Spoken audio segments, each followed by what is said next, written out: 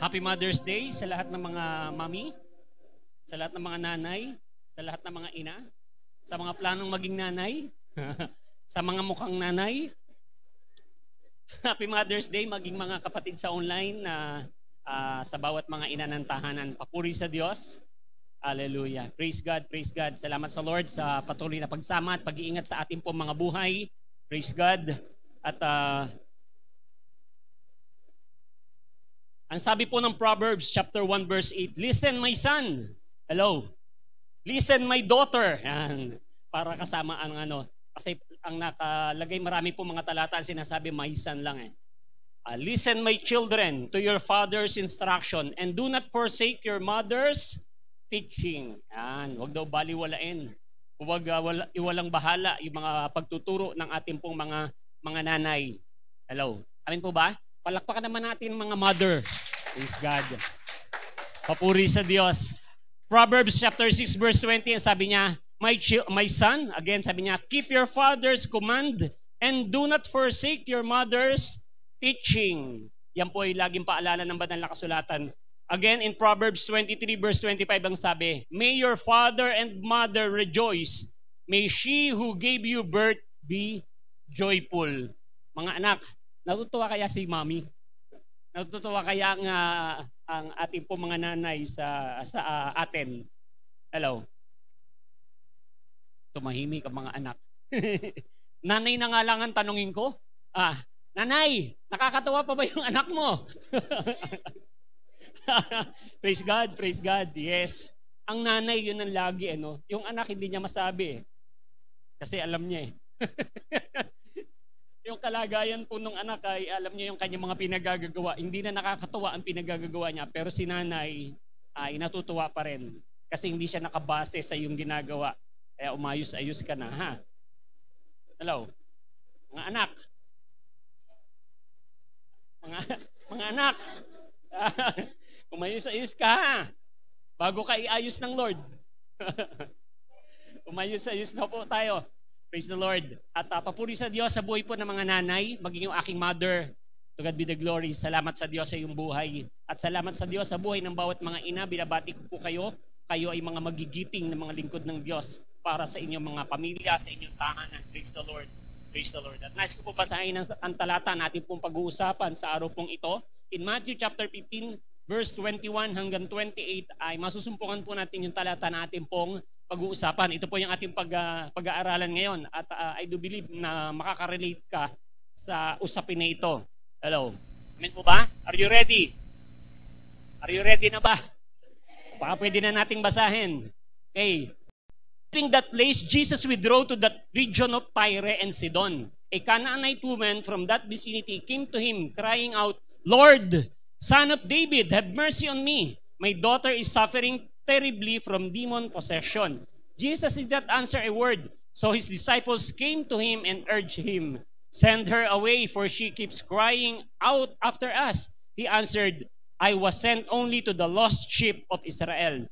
The women came and knelt before him. "Lord, help me," she said. He replied, "It is not right to take the children's bread and toss it to their dogs." "Yes, Lord," she said, "but even the dogs eat the crumbs and fall from their master's table." Last verse, sabi po, "Then Jesus answered, Women, you have a great faith. Your request is granted." And her daughter was healed from that very hour. Purihin po at palakpakan natin ng Diyos sa pagkabasa po ng kanyang salita. Praise God, praise God. Kung napansin niyo po, ang usapin ay tungkol dito po sa nanay. Amin po ba? Sa nanay na lumapit sa ating Panginoong Jesus na mayroon po siyang mabigat na dalahin. At dahil yung kanyang anak ay inaalagaan ng demonyo. Hello? Hello? Ha? Mga nanay, meron ba kayong mga anak na tila ba inaalagaan na ng demonyo? Meron po tayong lesson na matututunan dito kapag ang ating mga anak ay mukhang inaalagaan na ng demonyo. At ang babae pong ito na lumapit sa ating Panginoong Jesus, ganun yung kanyang kalagayan. Hello? Ang title po ng ating pag-uusap ay Mother Knows Best. Hello? Amen po ba? Mother knows best. Kaya mga anak, hindi ko lang alam kung meron pa ba dito mga anak na nakikinig na sa pangaral ng kanyang mga magulang. O ang kanyang batayan na ay kung ano ang nakapost sa FB. Hello? Ang sabi dun sa FB ngayong araw na ito ay magpupula ako. Ang sabi dun sa FB, ang post na unang-unang nakita ko, sabi niya, mamimit ko na ang aking dawan. Hello? Ano ba yan? Pero makita po natin ang ibinigay po ng Diyos na mga great women of God, ang mga kananayan ay napakalaking pagpapala sa buhay po ng bawat mga anak. Amen ba? Dapat ay ma-appreciate po natin yan at makita natin na kahit na tayo ay magagaling na, kahit tayo mahuhusay, matatalino, tayo matatanda na, napakalaki pa rin po ng benepisyo na maibibigay ng ating mga magulang. Mula sa kanilang mga karanasan. Hello? Sila po ay nahasa, sila ay pinahusay ng Diyos. Pwedeng hindi kasing galing mo, baka sobrang talino ka, sobrang galing ka. Pwedeng daig mo siya. Pero sa karanasan, hindi mo madadaig yan. For every successful children, lalaki man, babae man, sa bawat matagumpay na narating yan, merong isang nanay na nasa likod niyan, na nananalangin, nagpupush, nag-encourage, nag-correct, nag-guide, nananalangin, nangangaral, at nangangarap lagi para dun sa anak na yan. Merong isang nanay na laging umuunawa, at merong isang nanay na palagi ay nakikita ang mga positibong bagay para sa kanyang anak. Hello? Amen po ba? Palakpakan natin ang mga kananayan. Praise the Lord. Mga nanay, salamat sa Lord sa inyo po mga buhay. Praise God, praise God. Kaya mamaya pa-picture kayo doon, ha? Praise the Lord. Salamat sa mga kapatid natin na nag-effort po niyan, ang bagay na yan. So makita po natin ang story dito po na binasa po natin, ito pong kalagayan nito, isang Canaanite woman na ito. At tignan po natin sinasabi ng banal na kasulatan. Leaving that place, Jesus withdrew to the region of Tyre and Sidon. Ang ating Panginoong Jesus kasama niyo ang kanyang mga alagad ay nagpunta dito sa lugar na ito, malapit dito po sa lugar ng Tyre at ng Sidon. Kung titignan po natin, nasa chapter 15 po tayo. Pero kapag po babalikan natin yung ilang mga chapter, bago po itong chapter 15, makikita po natin ang ating Panginoong Jesus kung gaano niya kamahal ang tao, kung gaano niya kamahal yung ministry na kanyang ginagalawan. Makikita po natin dito yung parable of the sower sa mga early chapter nitong talata ay makikita po natin ang pangangaral ng ating Panginoong Jesus. Nagbigay siya ng mga parable, sunod-sunod yan. Parable ng sower, at tinuro niya yung pong purpose ng parable, in-explain yung mga parable, yung growing seed, parable of the mustard seed. Pagkatapos po, nung pong sila ay, dahil sa pagod, sila ay nasa bangka at ating Panginoong Jesus ay nakatulog. Pero nagkaroon po ng malakas na pag-alon, kinalm niya po yung storm sa mga sandaling yon. Hello, nakaka-relate ka ba? Pagkatapos po noon, pagdating nila doon sa kabilang ibayo, Jesus healed a man with evil spirit. Kung natatanda mo, ito yung lalaki na naninirahan na doon sa simenteryo at sinalubong ating Panginoong Jesus, ito po ay nakalaya, ito po ay gumaling. At ganun din, yun namang babaeng 12 years ang dinudugo na humawak sa laylayan damit ng ating Panginoong Jesus ay doon din sa mga pangyayaring yan. And then after po noon ay yung feeding ng 5,000. Ayun po yung sumunod na storya niyan, pangyayari niyan ay yung pagpapakain do po sa 5,000 tao. At ang mga alagad ay pinahayo ng ating Panginoong Jesus by 2, sila ay humayo, sila ay binigyan ng ating Panginoong Jesus ng kapangyarihan. And then nung bumalik ang mga alagad na ito, ang sabi ng banal na kasulatan, tuwan-tuwa yung mga alagad nag-report kay Christ. Sabi nila ang galing, sabi niya lumaya sa mga demonyo, gumaling ang mga may karamdaman. Kita nilang daming tao, napakaraming tao na sumusunod sa ating Panginoong Jesus. At hanggang sa ginabi na sila, sabi ng mga alagad, pauwiin niyo na po kasi tayo ay nandun sa liblib na lugar, wala silang makakain. Sabi ni Jesus, kayo magbibigay ng pagkain sa kanila. Hello, amen po ba? Nakaka-relate po tayo na natatandaan po natin. So nagkaroon po ng himalang ginawa ang ating Panginoong Jesus, nag-break ng bread, pinakain po ang lahat. And then pagkatapos po nun, ang sabi ng banal na kasulatan, sila po ay tatawid na naman ng ibang ibayo. Punta na naman sila ng ibang lugar. Iiwan na naman nila yon. Actually, ang sabi ng mga alagad kay Christ, sabi niya, gabi na. Sabi niya, wala silang pagkain. Tayo rin. Tayo wala pang tulog. Tayo ay pagod na. Kailangan natin magpahinga. So lalayo sila. Sabi natin, Panginoong Jesus, punta tayo sa kabilang lugar, hindi para mag-ministry. Pupunta sila sa ibang lugar para magpahinga. At dito po na-encounter ng ating Panginoong Jesus, nung sila po ay pumunta dun sa lugar na yon, sa lugar ng malapit po dito sa lugar po ng Tyre at saka ng Sidon, ay na-encounter po ng ating Panginoong Jesus. Kasama yung mga alagad, ito pong Canaanite women, ito po ay isang hentil, ang babae pong ito. So makita po natin ating Panginoong Jesus, makita natin together with the disciples, wala silang halos pahinga sa pagmi-minister nila. Hello? Tuloy-tuloy yung kanilang mga gawain. Sila na yung umiiwas, pero ang tao ay sumusunod talaga sa kanila. Ganun po yung mga nangyari nung pagkakataon na yon.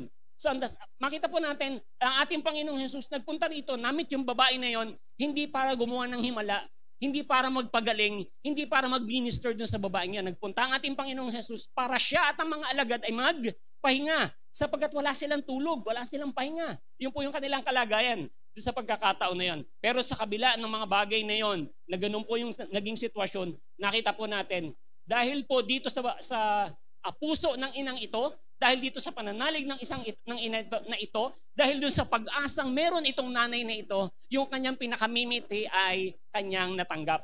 Hello, marami po yung matututunan natin po dito sa pag-aaral po natin ito sa biyaya po ng Diyos sa pangalan ng Panginoong Jesus. Hello, amen ka ba dyan? Come on, close your eyes, let us pray. Father in heaven, we honor your name, O Lord God. Hallelujah. Salamat po, Panginoon, panahon upang kami patuloy na matuto, mapag-apoy at ma-encourage ang bawat isa sa amin mula sa iyong mayaman, makapangyarihan at mapagpalang mga salita, O Lord God. Hallelujah. Father, we pray, O Lord God, kami katagpuin mo nga po. Holy Spirit, open our spiritual eyes. Nais po naming makita ang kagandahan ng iyong salita. Nais namin ang makita po ang kagandahan mo, aming Panginoong Jesus, O Lord God, aming tagapagligtas. Nais po naming mamalas, O Lord God, hallelujah, ang kagandahan mo nga po, aming Diyos, sa aming po mga buhay. Open our spiritual heart, O Lord God. Nais naming madama ang tibok ng iyong puso, O Lord God, hallelujah. Nais po naming ma-connect ang aming puso sa iyo, O Lord God. Dalangin po namin at hiling, open our spiritual ears, ma-receive po namin ang mensahe mo, O Lord God, hallelujah. Hindi lamang, O Diyos, ang mga bagay na nais naming mapakinggan, O Lord God, kung hindi ang mga bagay na nais mo pong sabihin sa bawat isa po sa amin. Father, we pray, including ang mga kapatid na nasa online, patuloy pong maranasan, O Lord God, ang iyong banal na presensya, maranasan ang kapangyarihan ng iyong salita, O Lord God, at maranasan nga po, O Lord God, ang iyong pag-ibig at pagmamahal sa buhay ng bawat isa sa amin. Ganun din po, O Lord God, maging open kami, anuman ang correction na nais mo, O Lord God, hallelujah, sa pangalan po ng aming Panginoong Jesus. Marami pong salamat, pinagpala mo na ang bawat isa sa amin, O Lord God, pinagpala mo na ang iyong salita, parangalan mo ang iyong pangalan sa aming pong kalagitnaan. Itong aming sama-samang panalangin sa tanging pangalan ng aming Panginoong Jesus. Amen and amen. To God be the glory. Clap your hands to the Lord. Hallelujah. More. Praise God. Hallelujah. Praise God. Makita po natin dito yung concerned mother na lumapit kay Christ. Bagamat ang ating Panginoong Jesus ang nais ay magpahinga. Ang miracle po na ginawa ng ating Panginoong Jesus sa gospel, kung hindi po ako nagkakamali, ay apat na pagkakataon na mayroong involved na babae. Yan. Meron talagang directly involved yung babae. Ang isa po yung healing ng mother-in-law ni Peter, na ito po ay merong karamdaman, ay pinagaling ng ating Panginoong Jesus. Another one, yung pong pagkabuhay ng bata na nanay ay byuda.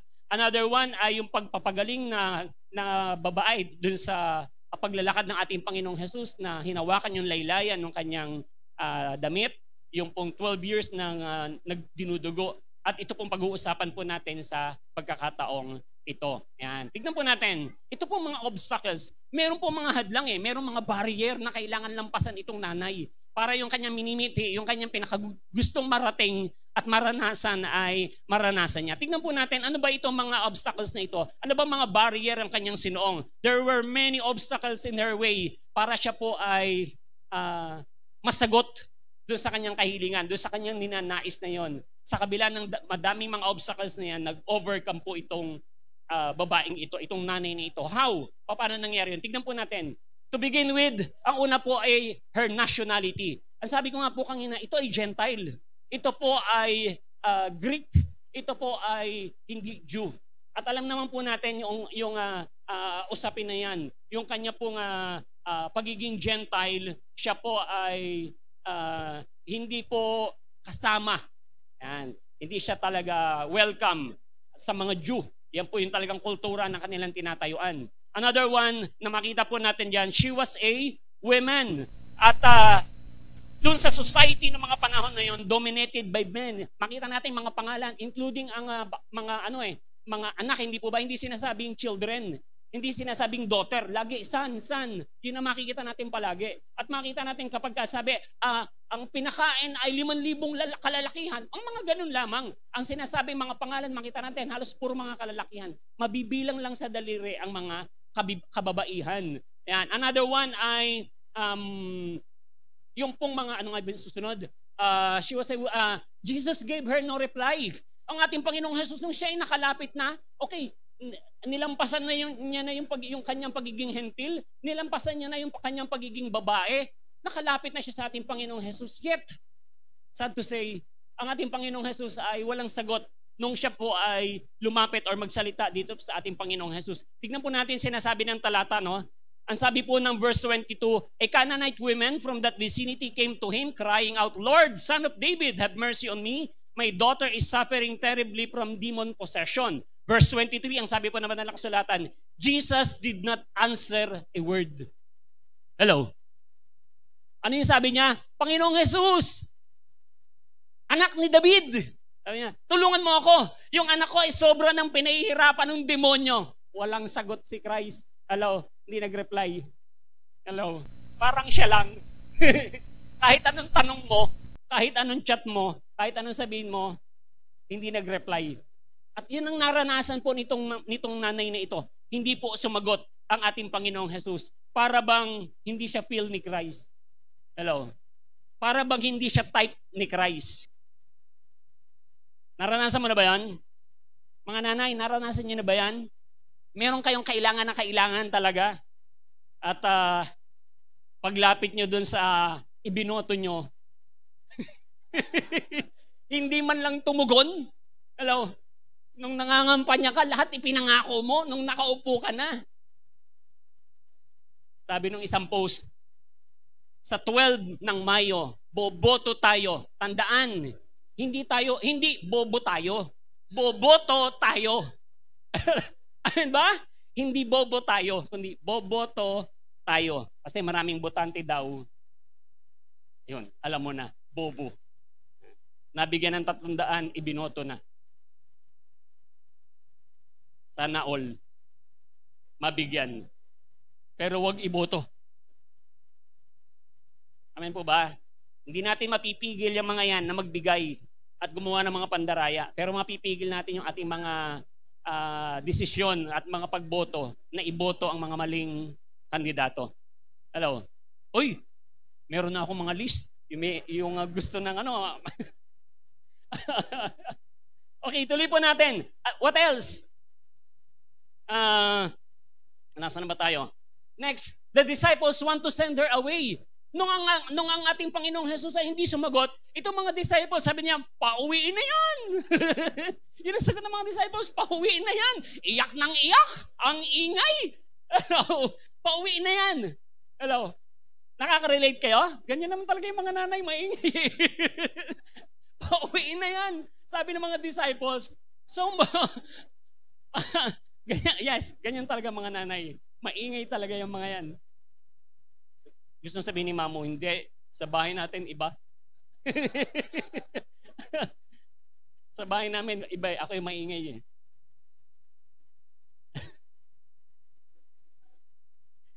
So makita po natin itong mga barrier na ito. Ito yung mga naging hadlang dito po sa babaeng to. But still, she kept asking Jesus to drive the demon out of her daughter. None of these barriers stopped her. Hello? None of these barrier, none of these obstacles stop her. Hello? Gusto ko sabihin mo ito. Come on, sabihin natin to. None? Sige.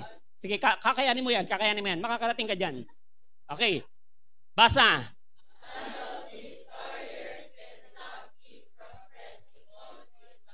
Yes. None of this barrier. Hindi ko alam kung ano yung mga bagay na humahadlang sa iyo eh. Hindi ko alam ano yung mga bagay na nagpapahinto sa iyo eh. Hindi ko alam kung ano yung mga bagay ng nagiging balakid na sa iyo eh. But none of these barriers, kahit na ano pa yan, can stop me from pressing on with my plea. Ano man yung bagay na gusto nating marating, mangyari, maipaabot sa Diyos, gusto nating magbigyan ng kaganapan sa buhay natin, hindi ang mga hadlang na yan ang pipigil sa atin. Once again, none of these barriers can stop me from pressing on with my plea. Come on!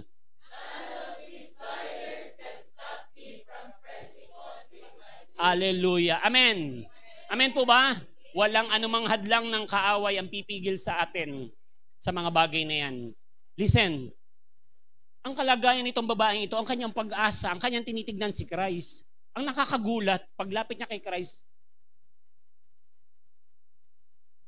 Pero nagpa-stop ba yun? Hindi. Hello? Listen, baka sa pananalangin mo wala nang sagot.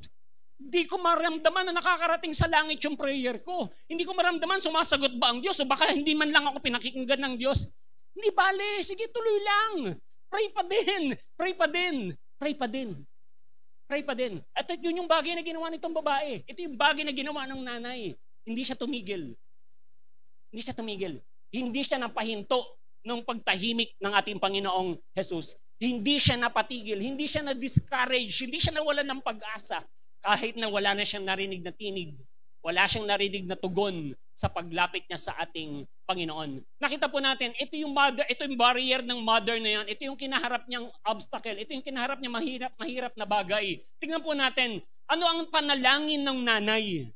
Kasi ito yung isang panalangin eh. Amen po ba? Ito yung isang panalangin, yung paglapit niya kay Christ, meron siyang hinihingi. Well, actually, ang simpleng salita dyan, prayer yan. So itong panalangin ng nanay, tignan po natin.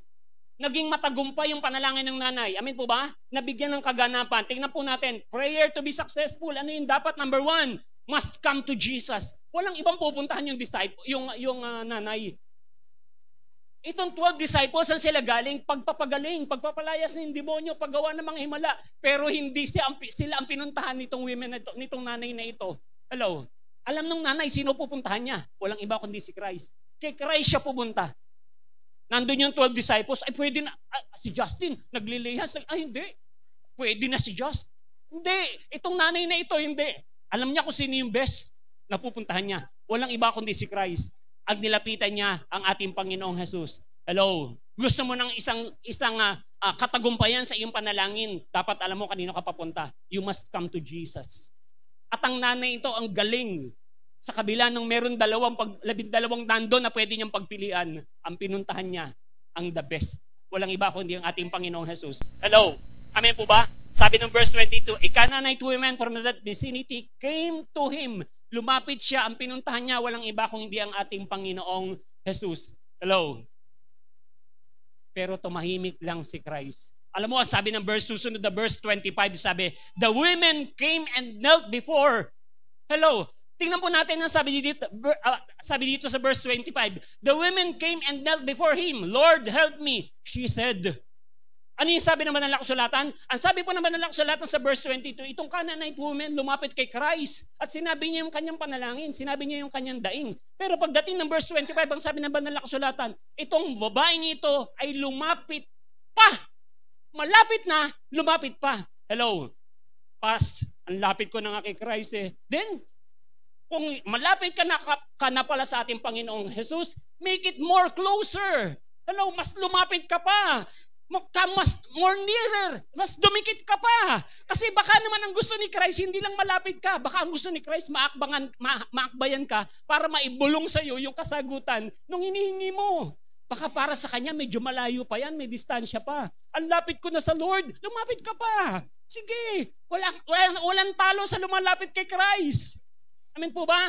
Walang talo sa lumalapit sa Panginoon. Sino talo? Yung patuloy na lumalayo sa Diyos. Nung mapagpala, lumayo sa Diyos. Yung iba nung may problema, lumayo sa Diyos. Nung na-discourage, lumayo sa Diyos. No! Lapit kay Christ. Kahit sa panahong hinang-hinana, kahit sa panahong malakas na malakas ka, walang pinakamatalinong desisyon kung hindi ang paglapit sa Panginoon. Amen po ba? Ang galing nitong nanay na ito. Hallelujah. Come on, clap your hands to the Lord. Hallelujah. Gusto mo isang matagumpay na panalangin? You must come to Jesus. Number 2, you must be humble. Pangalawang bagay, dapat po ay maging humble tayo. Kinakailangan po yun. Yung kanyang pananalangin, yung kanyang paglapit kay Christ, napaka mapagpakumbaba ang kanyang paglapit sa ating Panginoong Jesus. Verse 22 again, a Canaanite woman from that vicinity came to him crying out, Lord, Son of David. Ang sabi niya, have mercy on me. Sabi niya, kahabagan mo ako. Yung kanyang paglapit, buong pagpapakumbaba. Full of humility ang paglapit niya sa Panginoon. Marami po mga naririnig ako manalangin. Kung manalangin sa Diyos, kung minsan nahihiya ako, kahit nakapikit ako at sumasama sa prayer, pag nanalangin na meron akong feeling ko nahihiya ako sa paglapit sa Panginoon. Para bang lahat ng karapatan dala-dala niya sa paglapit sa Panginoon. Kung manghihingi at mag-uutos sa Diyos, hello? Magkaroon naman ng konting hiya. Panginoon pa rin yun. Hello? Kahit tinuturing kang special na anak, tandaan pa rin natin, natatanging Diyos pa rin yun. Hello? Hari ng mga hari, Panginoon ng mga Panginoon. Pinakamakapangyarihan, kabadal-banalan. And then kung lumapit tayo, pawardi-wardi lang. Pero itong nanay na ito, galing, buong pagpapakumbaba, lumapit sa Panginoon. What else? Ano po yung bagay na ginawa niya? Number 3, you must be persevering. Hello? Napakadeterminado nitong nanay na ito sa kanyang paglapit. Sa kabila ng may mga obstacles, sa kabila ng may mga hadlang, sa kabila ng ating Panginoong Jesus ay tahimik na pumunta doon sa lugar na yon. Patago dahil gusto nila makapagpahinga. Itong nanay na ito ang galing. Siya po ay handa talaga. Siya po ay talagang naghahangad talaga. Siya po ay meron talagang pagnanais sa kanyang puso. At alam mo, kung titignan natin ang sabi ng banal na kasulatan dito sa paglapit niya sa Panginoong Jesus, ang sabi ng banal na kasulatan, she called Jesus the Son of David. Itong babaeng ito, itong nanay na ito, hentil. Hello. Pero bakit alam niya na Jesus, Son of David? Makikita po natin, meron na siyang ginawa nung naririnig niya na, nung napapakinggan niya na, nung nalalaman niya na ang Christ na ito ay gumagawa ng mga himala, na ang Christ na ito ay pinagkakaguluhan ng tao, na ang Christ na ito ay nangangaral at nagtuturo, nagkaroon na siya ng pag-research. Inalam niya na kung sino ba itong Jesus na ito. Kaya nung lumapit siya, Lord, Son of David, sabi niya, sa kanyang paglapit dito, ay minention niya talaga yung pong ano ang tawag dito? Jewish title ni Christ sa pagkakataon. Ano pa po ang makikita natin dito? Next ay number 4, must be worshipful. Hello. Hindi basta-basta lumapit lang itong babae na ito. Kung titignan po natin sa ibang translation, ano ang sabi ng banal na kasulatan sa verse 25, tingnan po natin. Ang sabi ng verse 25 na, please. Sabi ng verse 25, the woman came and knelt before him. Lord, help me, she said. Kung titignan niyo yan sa King James, hindi sinabi diyan na lumuhod lang. Kung hindi, ang sabi diyan ay sumamba. Sa kanyang paglapit, yung kanyang pagluhod ay nandun yung kanyang pagsamba sa ating Panginoong Jesus. Sa paglapit po natin sa ating pananalangin, dapat mayroon tayong pagsamba sa ating Panginoong Jesus. Gusto natin yung ating mga panalangin, baka mayroong kulang, baka kulang ng pagsamba yung ating pong paglapit sa Panginoon. Baka pray tayo ng pray, ask tayo ng ask, yung ating mga petition, pero wala yung pagsamba na hinahanap ng Diyos, ay merong bagay na kulang. Nakakalungkot yung mga mananampalataya. Tanungin mo yung mananampalataya, ano yung pinakamahalagang bahagi pag-araw ng Sunday sa kabuuan ng service? Sabihin nila, ay, pag-share ng word. Yung iba naman ay higit na nakakaunawa. Sabihin nila, ay, yung praise and worship. Bakit? Bakit yung pag-share ng word? Bakit yung praise and worship? Kasi yung pag-share ng word, pinapahayag yung salita ng Diyos para makakain ang mga mananampalataya. Oh, galing, very good. Bakit naman yung worship? Kasi yun ay paghahandog sa Diyos. Alam mo pala, tapos late ka? At tumahimik ang simbahan. Hindi po ba? Saan interesado ang tao? Ang interesado ang tao ay makapunta lang talaga ng church. Parang Catholic, pag nakatapak, nagsimba na. Pag dumaan ng simbahan, saan galing? Nagsimba? Dumaan lang ng harap ng simbahan, nagsimba na. Hello? Dapat makita po natin yung kahalagahan ng pagsamba. Kasi yung unang bahagi, yung praise and worship, yun ay para sa Panginoon. Ibinibigay mo yung papuri sa Diyos. Ibinibigay mo yung pasasalamat sa Diyos. Naghahandog ka para sa Diyos. Hello? Sabihin mo sa katabi mo, hindi ka na malilita. Hello? Ayaw? Ay, alam ko na kung bakit ayaw. O, ikaw na sinabihan, sabihin mo sa kanya, lalo ka na. Kaya pala hindi siya maka-agree sa'yo, mas late ka pala eh. What else? Ano pa po ang sumunod? Number 5, must be offered in faith. Yung pong ating pananalangin, dapat po ay ating pong inilalapit sa Diyos, puno ng pananampalataya. Hello? Walang pag-aalinlangan. At tayo po ay lumalapit sa ating pong Panginoon. Dinadalangin po natin ang ating kahilingan. Buong pananampalataya tayo na ang ating Diyos ay gumagawa ng himala, na ang ating Diyos ay gumagawa ng mga bagay na imposible, na walang mahirap para sa Kanya, na kaya niyang gawin yung mga bagay na yon na ating pong kinakailangan, ating hinihiling, higit pa ay kayang ibigay at kayang gawin ng Diyos. Hello? Amen ka ba dyan? Nananampalataya at naniniwala ka ba doon? Yes. Prayer must be offered in faith. Sabi ng verse 28, then Jesus answered, women, you have great faith. Your request is granted. Hello. Makita natin yung commendation ni Christ. Ano? You have a great faith. Grabe. Yun ang nasabi ng ating Panginoong Jesus. You have a great faith. Tingnan natin yung Ephesians chapter 2 verse 11-13. Tingnan natin. Ano? Kasi yung sabi dito ni Christ, sabi niya, ang tindi ng faith mo.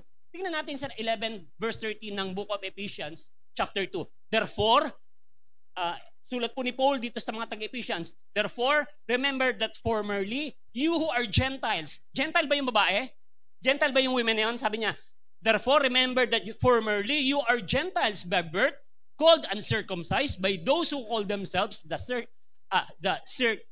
circumcision that done in the body by the hands of men. Next verse, remember that at that time, you were separate from Christ, excluded from citizenship in Israel, foreigners to the covenants of the promise, without hope and without God in the world. Ito yung mga Gentile. Ito yung babaeng pinag-uusapan natin eh. Ano yung sabi naman ng kasulatan? Hiwalay kay Kristo. Sabi niya, excluded from citizenship in Israel. Hindi sila kasama. Hindi sila kabahagi doon sa citizenship na sinasabi na katulad ng mga Israelites, ng mga Jew. Sabi niya dyan. Sabi niya,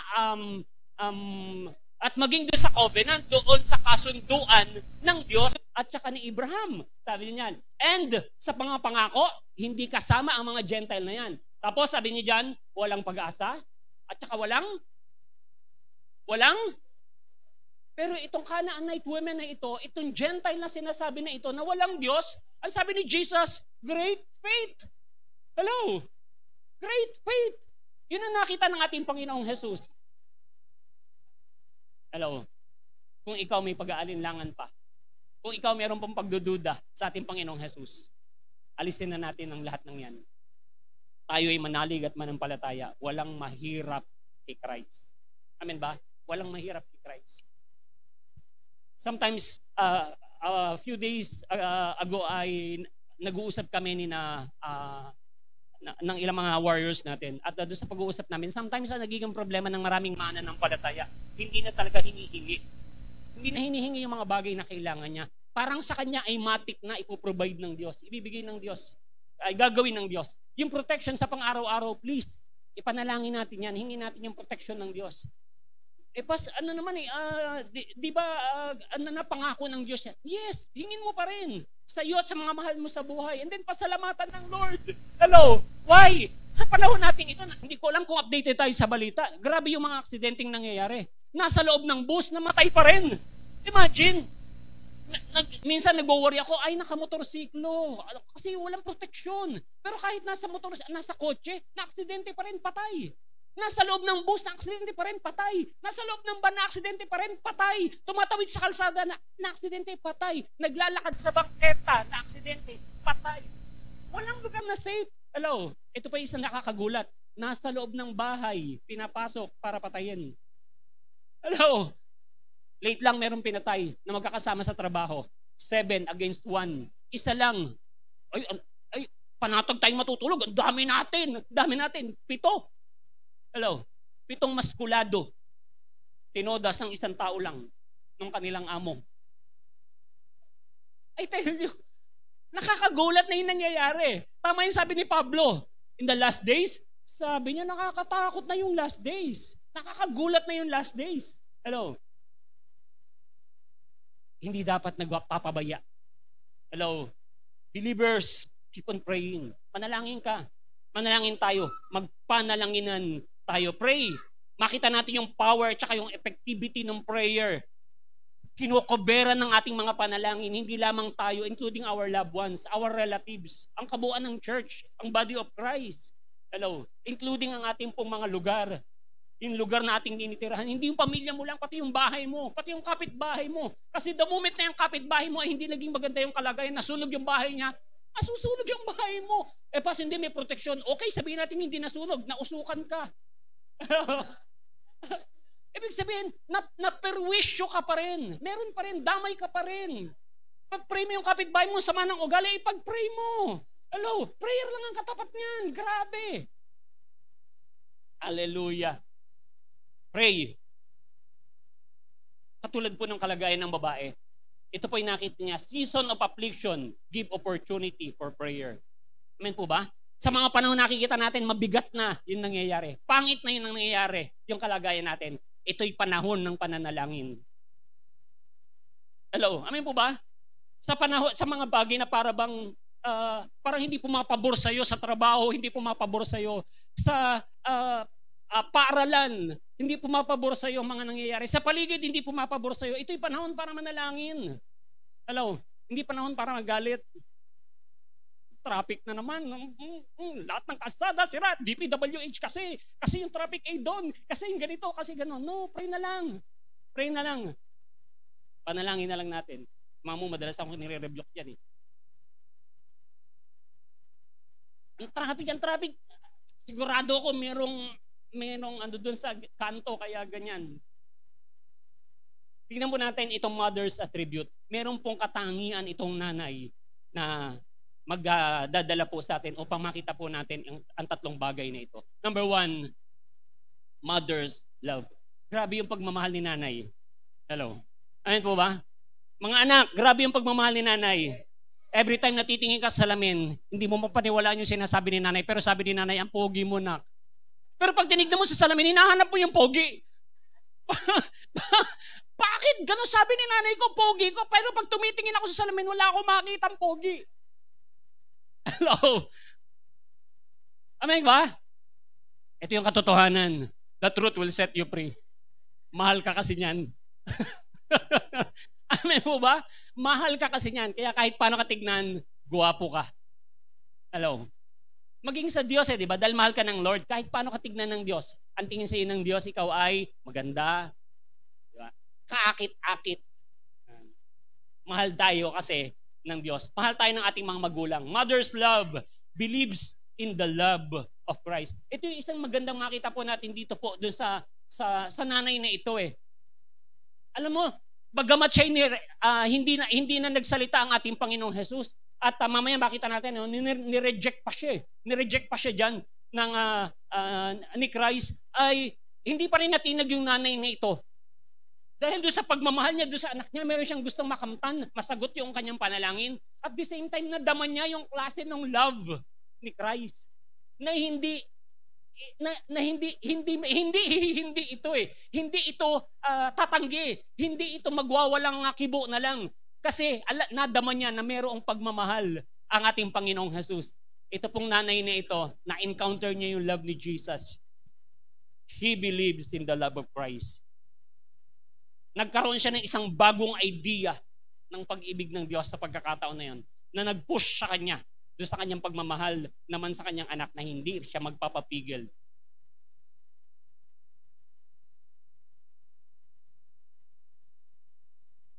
Tingnan po natin yung usapan. Tingnan mo natin yung usapan nito pong babae at saka ng ating Panginoong Jesus. Sabi po ng verse 23, nung lumapit po ang babae, sinabi niya yung kalagayan, sabi niya, Lord, Son of David, have mercy on me. My daughter is suffering terribly from demon possession. Sabi ng 23, Jesus did not answer a word. Hindi sumagot ang ating Panginoong Jesus. Laktawan natin. Sabi po ng verse 25, yung 24 kasi, tingnan po natin yung 24 muna. 23, sabi niya, sige, 23 and 10. Jesus did not answer a word. 23. Bakit ko lang yung 23 natin? Jesus did not answer a word. So his disciple came to him and urged him, "Send her away, for she keeps crying out after us." Nung ang ating Panginoong Jesus ay hindi kumibo, ito pong mga alagad ay nagsalita. Sabi ng mga alagad ay, "Paalisin na lang natin. Paalisin na yan. Paalisin nyo na yan. Panginoon, paalisin mo na yan." Sabi niya ganon. "Send her away, for she keeps crying out after us." Tingnan natin yung verse 24. Ang sabi ng verse 24, He answered, referring to Christ. Sumagot ang ating Panginoong Jesus. At tatanungin kita muna, sino yung sinagot ni Christ? Yes, mga disciples, hindi yung babae. Hello? Doon sa babae, nung nagsalita yung babae na humihingi ng mercy dahil yung kanyang anak ay the demon possessed, walang sagot ang ating Panginoong Jesus. Sabi ng mga alagad, pauwiin na yan. Sabi ni Jesus sa mga alagad, I was sent only to the lost sheep of Israel. Hindi niya kinakausap yung babae. Ang kinakausap niya yung mga disciple. Sabi niya, hindi ako pinadala para dyan. Pinadala ako para sa mga Jew. Pinadala ako para sa mga Israel. Yun ang sagot ni Jesus. Yun ang sinasabi ng ating Panginoong Jesus. Tuloy po natin. Verse 25. Ang sabi po ng 25. The women came and knelt before him. Ito na po, muling lumapit or naging mas lumapit pa ang babaeng ito sa ating Panginoong Jesus. At ano yung sabi niya? Lord, help me. This time ang sabi na lang niya, Lord, help me. Hindi niya wala na siyang makuhang salita na pwede pang sabihin. Kanina ang sabi niya ay Son of David. Hello, meron pa siyang pag ganun di ba? Pero dito pagkakataon na 'yon, nung ang nararamdaman niya na ay ganun na ang nangyayari, sabi niya, Lord, help me. Tanging salita na nasabi na lang niya, Panginoon, tulungan mo ako. She said. Next verse, ang sabi ng verse 26, he replied, ito po ang ating Panginoong Jesus again, it is not right to take the children's bread and toss it to their dogs. Hello. Tingin dito sa verse. Ano yung sabi naman ng kasulatan? It is not right, yun ang sabi ni Jesus. It is not right to take children's bread and toss it to their dogs. Sabi niya, hindi tama na ang tinapay na pagkain ng mga bata o ng mga anak, sabi niya diyan, ay ihahagis sa aso. Tingin dito. Mga overthinker.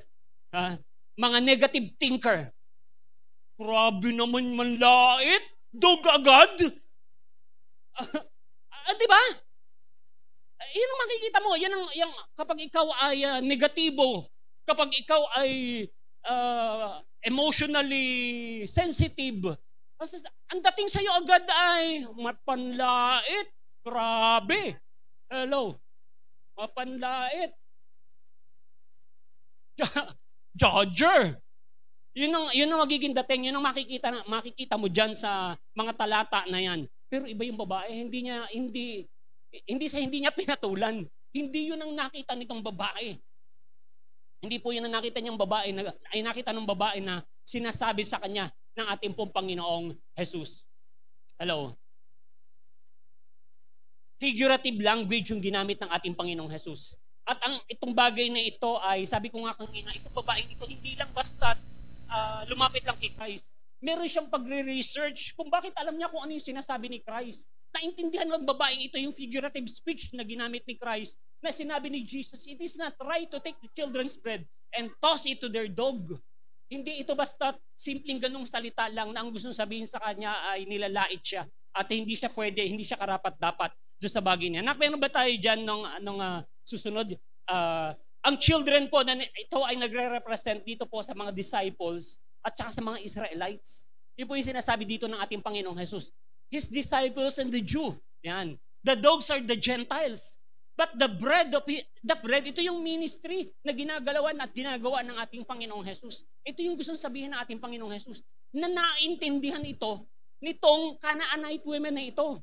Na naunawaan niya. Kahit na hindi siya isang Hudyo, kahit na hindi siya familiar sa Torah, sa Ten Commandments at sa law ng mga Jew, naintindihan yung figure of speech na ginamit ng ating Panginoong Jesus. Maring may naging pagre-research itong tawong ito.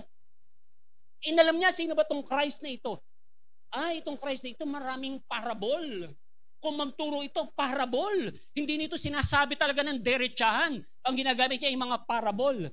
At ito yung naranasan ng babaeng ito. Tingnan po natin ano yung sagot ng babae. Ano yung nangyari pagdating sa pagkakataon na yun. Well, next verse. Verse 27. 28. At 27. Yan. Sabi ng babae, yes, Lord. Pagkatapos sasabihin sa kanya yon, ang sabi niya, yes, Lord. Tumanggi ba siya? Hindi. Kumontra ba siya? Hindi. Hello? Nag-react pa siya ng negatibo? Hindi. Sabi niya, yes, Lord. She said, but even the dogs eat the crumbs that fall from their master's table. Hello? Hindi kumontra? Hindi hindi inangat yung kanyang ego? Hindi nag-react ng negatibo? Samang-ayon siya, ang sabi niya, but even the dogs eat the crumbs that fall from their master's table. Alam niya yung kanyang kalagayan. Oo, ako'y hentil. Pero yung mga ministry na ginagawa dyan sa mga Jew, sabi niya, naaanggihan din kami mga Gentile. Tinatamaan din kami mga Gentile. Gumagaling din kaming mga Gentile. Alam niya yung kanyang lugar. Alam niya yung kanyang tatayuan. Alam niya yung kanyang kalagayan. Hello? Napaka-humble nitong nanay na ito. Amen po ba? Makita po natin kung paano niya hinandle yung situation. Yung mga bagay na humahadlang at hahadlang the moment na siya ay hindi magiging tama yung kanyang pagpapasya, makikita natin, umiral dito sa nanay na ito yung kanyang pagmamahal at nadama niya yung pagmamahal ng ating Panginoong Jesus. Ginrab niya yung bagay niya. Nakita niya na bagay niya. What else? Number 2, hindi lamang po mother's love ang makita po nating katangian nitong nanay na ito. Number 2 ay mother's hope. Hope is the assurance that something will happen. Why? Because of Jesus. Meron siyang isang living hope. Meron siyang isang pag-asa. At ang pag-asa niyan, walang ibang dahilan kundi kay Christ. Dahil ang nandoon ay si Jesus. Ang nilapitan niya, walang iba kundi ang ating Panginoong Jesus. Meron siyang isang pag-asang pinangahawakan. Hello? Alam niya hindi siya mare-reject. Alam niya hindi siya madi-discourage. Alam niya yung kanyang inilalapit. Puno siya ng pag-asa na magiging matagumpay yung kanyang paglapit sa ating pong Panginoong Jesus. Hindi lamang full of love itong nanay na ito, full of hope. Hello? Amen po ba? Itong nanay na ito, full of hope. What else? Number 3, mother's faith. Faith triumphed over all disappointment. Faith was made perfect through trials. Yung kanyang pong pananampalataya, ang sabi ni Christ, great faith. Alam niyo po, 2 tao lang ang sinabihan ni Christ sa kabuuan po ng gospel na sinabihan ng great faith. At ang nakakagulat, parehas na Gentile. Nakakagulat, parehas na Gentile. Ano? Nakakahiya. Yes. Di mo ba? Nakakahiya. At maging tayo mga believers, nakakahiya kapag ang mangyari, makikita natin, mas meron pang faith yung mga unbelievers. Nakakahiya. Dapat higit naman ay yung ating mga pananampalataya. Paano mangyayari yon? Faith was made perfect through trial. Dumarating yung mga panahon na tinetest yung ating pananampalataya. Nawa, mapagtagumpayan natin itong mga pagsubok ng ating pong pananampalataya. Amen po ba? Ito pong faith merong action. Faith without works is dead. The moment na meron tayong pananampalataya, dapat ito'y nasusundan ng gawa. Hello? Dapat ito'y masundan ng gawa. Hindi po pwedeng yung faith lang natin ay gaantay lang tayo. Meron tayong pagkilos na dapat gawin the moment na tayo ay may pananampalataya. Pero hindi tayo kikilos para mangyari yung bagay niyo. Hindi like sa salvation na nagiging issue. Stable na tayo dyan sa bagay na iyan. Hello? Amen ka ba dyan? 3 bagay po ang nais kong iwan. Una po, kapag gusto mong lumalim sa word, dapat lumapit kay. Gusto natin lumalim sa Panginoon, lumalim sa salita ng Diyos, lapit tayo sa ating Panginoon. Amen po ba? Pangalawang bagay, ang naghahangad ng tagumpay sa buhay, salita ng Diyos ay dapat ipamuhay. Lapit sa Lord. Gusto nating lumalim? Lapit sa Lord. Pero hindi sapat na tayo ay lumapit lang sa Lord. Yung salita ng Diyos dapat na ipapamuhay natin. Hindi binabasa lang, hindi pinapakinggan lang, hindi tinuturo lang, ipinapamuhay natin. Third, last, sa mga panahon na mahirap at mabigat ang sitwasyon, panalangin ang solusyon. Amen po ba, believers? Hallelujah. Come on, tayo po lahat ay tumayo.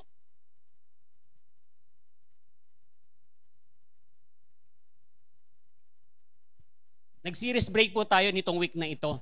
Ah, hindi intentional, hindi ko po gusto. Ibig sabihin hindi ko sadya ng bagay na yan. Pero nung ako'y nananalangin, ito talaga yung ibinigay ng Lord na talata sa akin at nung pala dahil Mom's Day. Again, Happy Mother's Day. Mga nanay, patuloy na kayo po ay maging mga ilaw ng tahanan. Napasama tuloy ako. Kayo po ay patuloy na maging ilaw ng mga tahanan. Kayo po ay patuloy na maggamit ng Panginoon. Una po sa inyong mga anak at pangalawa sa mga taong nakakasaksi ng inyong pagiging ina. Katulad po ng ating napag-usapan na Canaanite women, kayo po ay maging mga pagpapala sa mga makakapakinig ng uri ng inyong pamumuhay, pag-ibig, pag-asa, at pananampalataya. All for God's glory. Come on, close your eyes. Hallelujah. Oh, Father in heaven, we are so grateful, O Lord God. Hallelujah. Lord God, thank you po. Salamat aming Diyos sa iyong mayamang salita, Lord God. Hallelujah. Salamat aming Diyos sa iyong makapangyarihang salita, Lord. Hallelujah. Salamat po sa iyong kabutihan, Panginoon, sa aming po mga buhay. Truly, God, our mother knows best, aming Diyos, Lord God. Salamat sa mga ina na ito, Panginoon. At salamat, O Lord God, sa mga talata, aming Diyos, na amin po napag-usapan, napag-aralan. Salamat sa iyong mga kapahayagan, higit sa lahat, Spiritong Banal. Salamat sa pagtagpo mo po sa amin, Panginoon, O God. Hallelujah. Kami ipatuloy na matuto, O aming Diyos, Lord God, na lumapit sa amin pong Panginoong Jesus. Nang mas malapit pa, O God. Hallelujah. Kami ipatuloy na matuto na ilapit ang aming mga panalangin. Walang iba kundi kay Christ, O Lord God. Hallelujah. Na may kababaan, O Lord God, hallelujah, na may katiyagaan aming Diyos, O Lord God, na walang makahahadlang anumang mga balakid na ilalagay ng kaaway ay hindi maging hadlang upang kami ay makapagpatuloy, O Lord God. Kami ipatuloy na lumapit ng may pagsamba, puno ng pananampalataya, O Lord God, sa tanging pangalan ng aming Panginoong Jesus. Father God in heaven, marami pong salamat. Sa iyo ang lahat ng kapurihan, O Lord God, ang lahat ng pasasalamat at ang lahat ng pagsamba. Salamat po sa iyong mga salita, sa iyong aming papuri, sa tanging pangalan po ng aming Panginoong Jesus. Amen, God.